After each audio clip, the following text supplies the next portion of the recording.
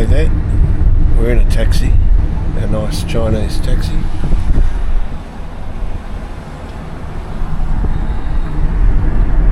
Our driver has taken us to Guangzhou Square. That's probably not how you pronounce it. But we're going to where the first opium war began, way back in 1839. Come join me, I'll tell you all about it.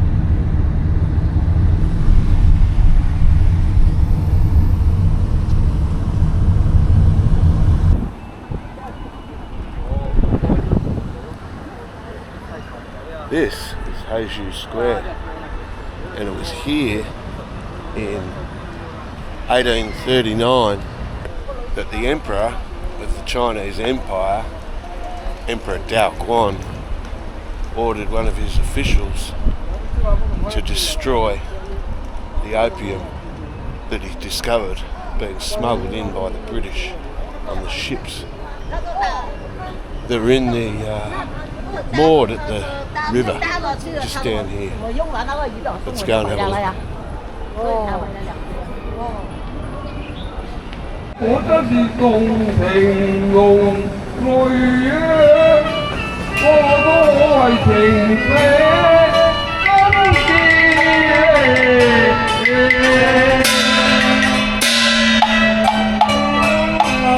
今日玉妻正配玉環，不負當年愛。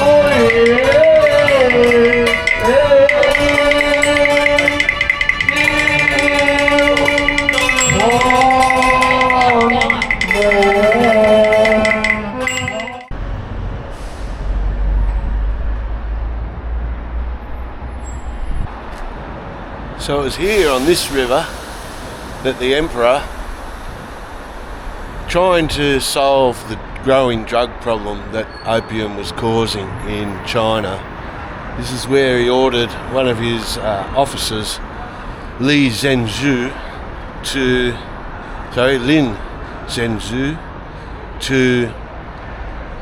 find as much opium as he could on the British ships or in the British warehouses along the river and destroy it by throwing it all into this river.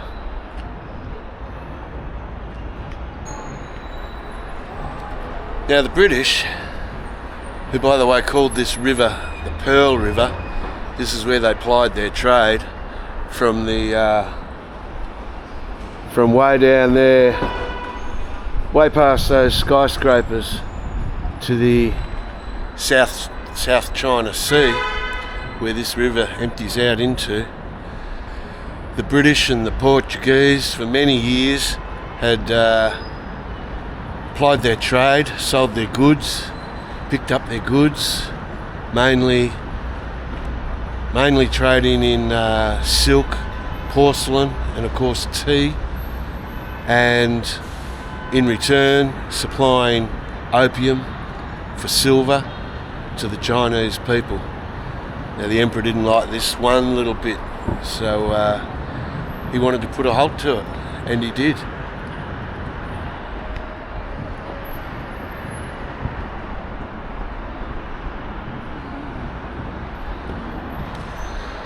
Now you wouldn't know it today, this city with a population of well over 15 million people, back then had a population that was growing more and more addicted to opium by the day. So he had to put a stop to that, and the only way that they could do it was by ordering his officials to throw all the opium into the river, and so they did. And that was what kicked off the war. So on the 14th of September 1839, the English started waging a war against China, and it didn't go well for the Chinese. The English, the British, with their superior firepower from their ships and their years and years of expertise in the wars that they'd raged all over the world, soon put paid to the inferior artillery, the cannons that the Chinese had on shore. The British cannons outranged them by a long way, and soon they came to control this area around Guangzhou. I'll get that right one day. Back then it was known as Canton, but today it's Guangzhou, and it's a very impressive city. Let's go and see a bit more.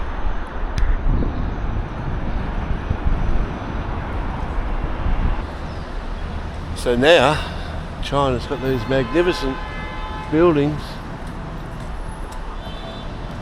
Guangzhou, to be exact.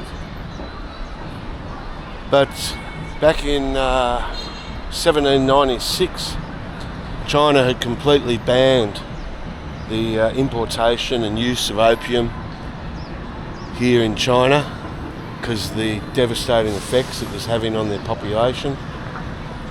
But the British continued with what must be said as a fairly flourishing trade in drug smuggling. For 50 years they were smuggling up to 1,000 tonnes of opium per year through these ports along this river, until they finally wanted to put a stop to it completely. So for years the British had traded with the people of China, but they'd been restricted by the Emperor. They could only trade here in Guangzhou, and it wasn't what the British wanted. They wanted free trade with everywhere in China, and that was in conjunction with the banning of the opium was one of the triggers that started the Opium War. So the British waged their war against the Chinese, the First Opium War, with about 20,000 troops and maybe a dozen or more warships. Up against them were the Chinese, who had readily available, or sort of readily available, 100,000 troops. But these guys were severely under-equipped for waging a war. As I said, the British were battle-toughened, battle-hardened, as they'd fought successive wars against numerous nations over the hundreds of years previously, whereas the Chinese had been a peaceful people before then, never wanting to engage in war, and until they were forced to by the British. Now the Chinese did manage to give the Brits a very hard time. They had cannon fortifications on the Pearl River, which we just saw, also on the Yangtze River, and that took quite a bit of doing for the British to overcome those, but they did in the end. And this wasn't a war that was just held in Guangzhou. It was held over hundreds of miles, in some sites hundreds, even thousands of miles apart. The Brits were waging war against the Chinese people. So while at one stage the Chinese had access to nearly 800,000 troops, so to speak, they were pretty ill-equipped. Maybe 30 or 40% of those had access to any sort of firearms, and I think, don't quote me, I think they were inferior to what the Brits had available to them. But of those 800,000 people, many of them they just didn't have the training or the expertise to go into battle against the more experienced British people. So it was a very one-sided affair from the beginning. Some of the wars, because there were skirmishes held sort of everywhere, some of them were long, protracted. Other ones were very, very lopsided and over very quickly, where the Chinese would just throw down their arms. A lot of the Chinese much like the Japanese, I guess, in later years, would the shame of losing a war would drive them to, or a battle, would drive them to suicide rather than accept defeat and or imprisonment. So, yeah, it was taken very, very seriously.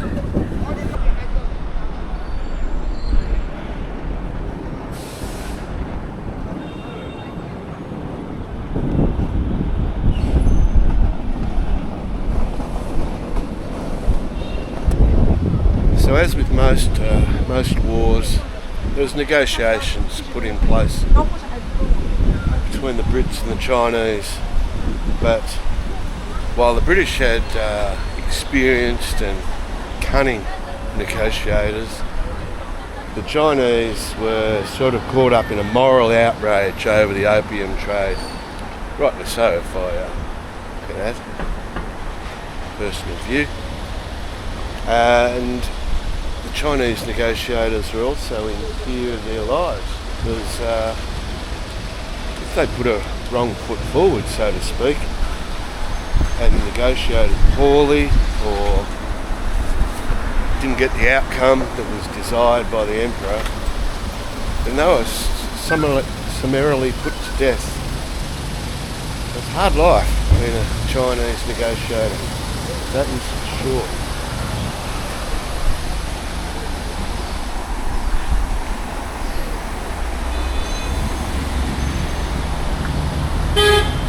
Not sure where we're going here. Let's just wander around, see what there is to see.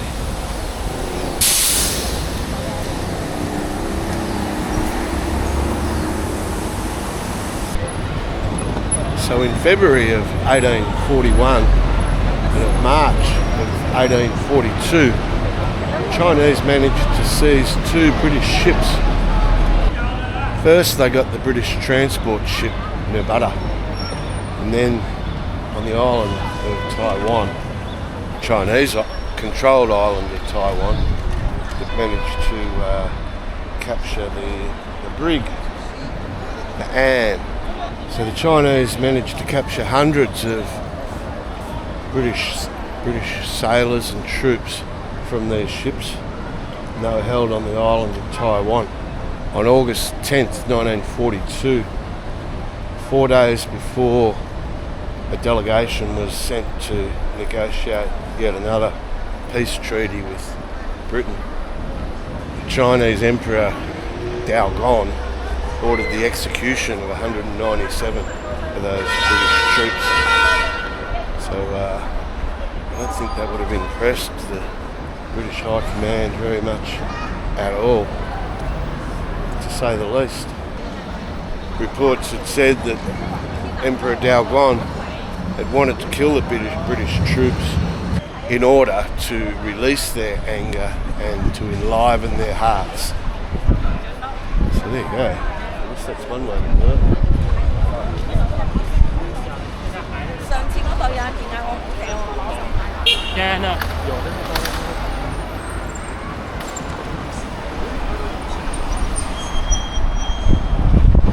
I guess we just continue walking this way.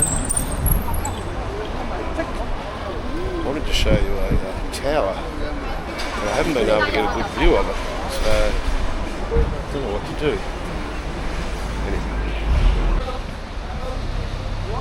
So, British were pretty well equipped when it came to understanding the enemy.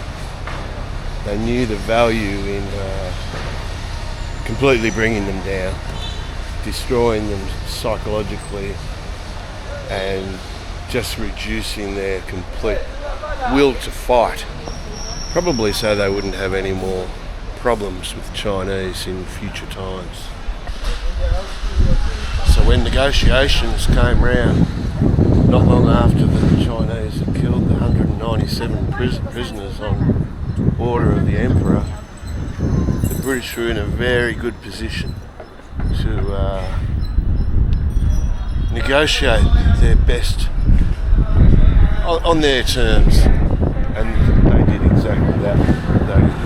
They got a negotiation in place that gave them Hong Kong, for starters, in perpetuity rather, and also gave them the freedom to trade with whoever they wanted in whatever goods they wanted throughout the entire mainland of China. A very impressive feat in negotiations. I guess hey, what do we have here?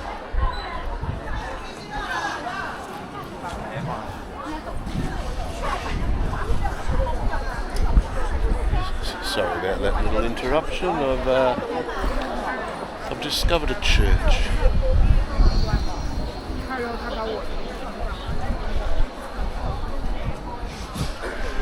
Can I say discover? Can I say discover if I didn't really discover it? Can I get my thumbnail here? I think I just did. Yeah, so that was the beginning of 99 years of... Where's the sun? That was the beginning of 99 years of British rule over the island of Hong Kong and eventually the surrounding districts of Macau and I think Kowloon. Don't quote me. I think that's the case. The old memory's not that good.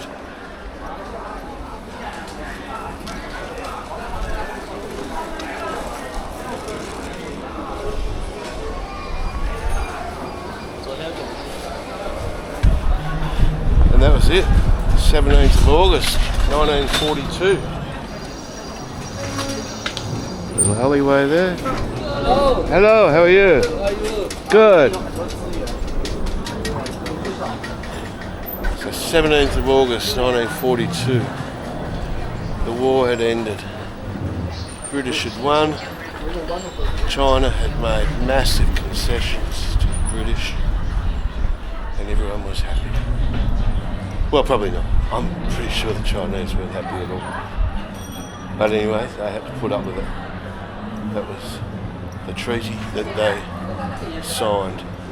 Well, at least I guess the Chinese had the respect to not break that treaty. Because I'm sure they could have at some stage during the 99 years. But they didn't. Kudos to the Chinese.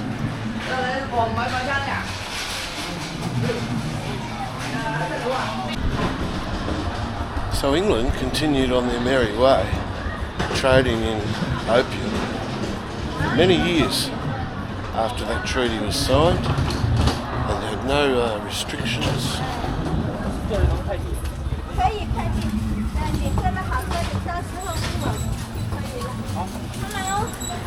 Hello, hello, hello. Jasmine tea? You have tea? Yeah. Ah, tea. Lots of tea. tea. Black Lots. tea. Yes. Jasmine tea. It's Jasmine tea. It's very good. I'm sure it is. This, Wow. this jasmine tea. This is jasmine tea. Yeah. Okay.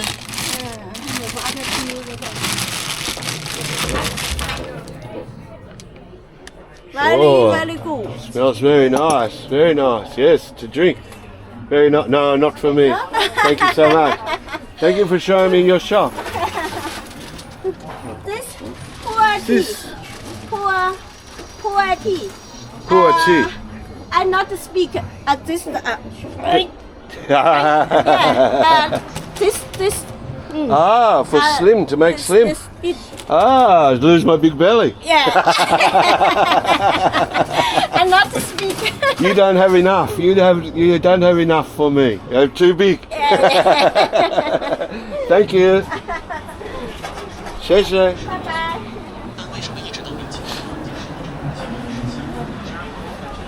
Lovely lady. Oh, where was it? So, England continued on their merry way, doing opium, selling opium.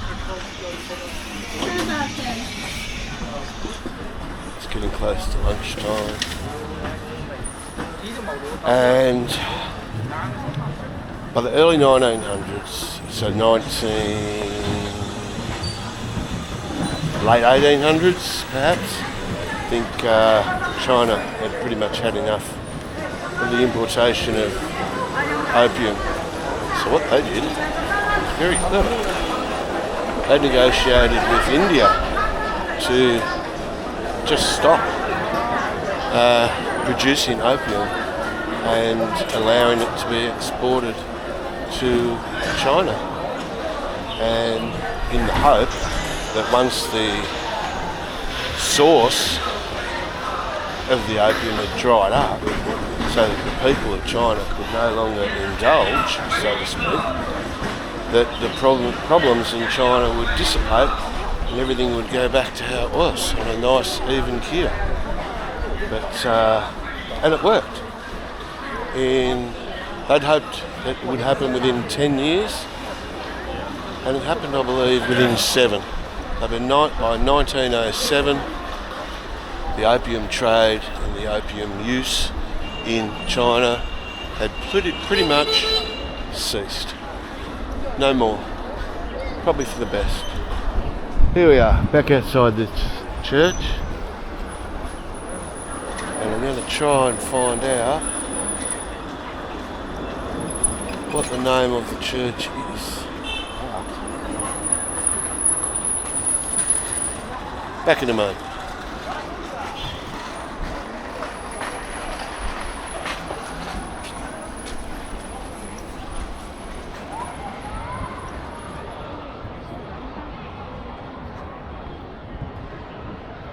Big Christmas tree there.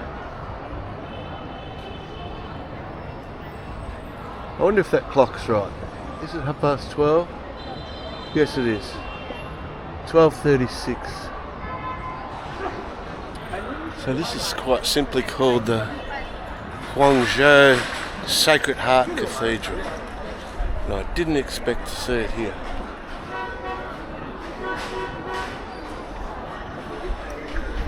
Okay, I've got to leave China soon, so this is going to be my last video from there. Hope you've enjoyed the few that I've done. And that cathedral might give you a clue as to where I'm going to next, but I'm not going to give it away. Alright, thanks for watching. Where's the light? Where's the light? There it is. Thanks for watching. Subscribe if you like it. Give me a big fat thumbs up. And I'll see you on the next video.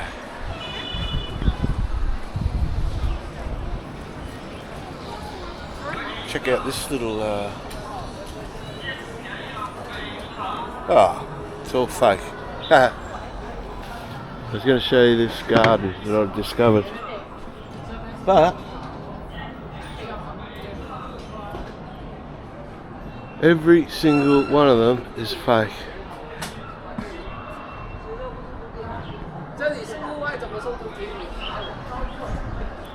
Oh well, doesn't count, they're fake.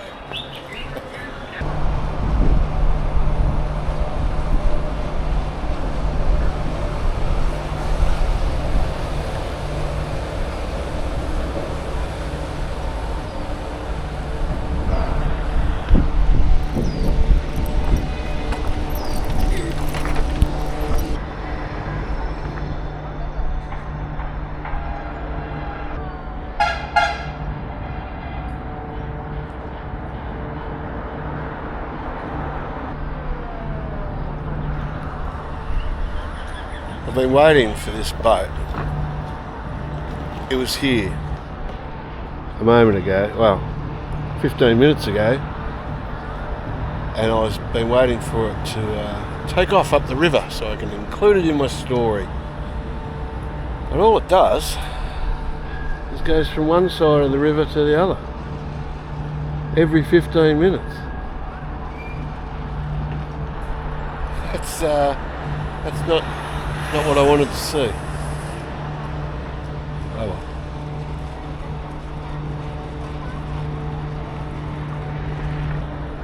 But perhaps if the Chinese had something like that, they might have succeeded against the might of the British Army. What do you reckon?